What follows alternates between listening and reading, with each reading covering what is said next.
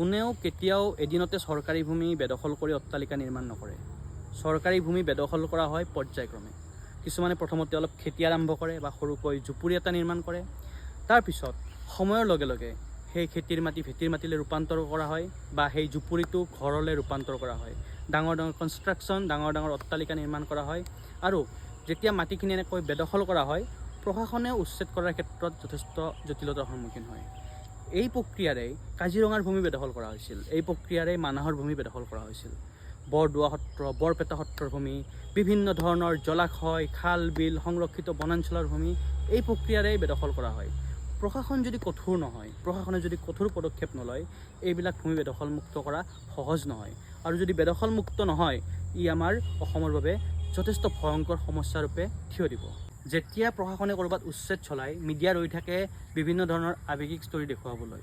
কাৰোবাৰ কিতাপ নষ্ট হ'ল, কাৰোবাৰ পৰীক্ষা আছে, কাৰোবাৰ সপোনৰ ঘৰখন ভাঙি থাকিল, কাৰোবাৰ খেতিৰ মাটি নষ্ট হ'ল, এনেকুৱা বিভিন্ন ধৰণৰ আৱেগিক ষ্টৰীৰে অসমীয়া মানুহক বিচলিত কৰিব বিচাৰে।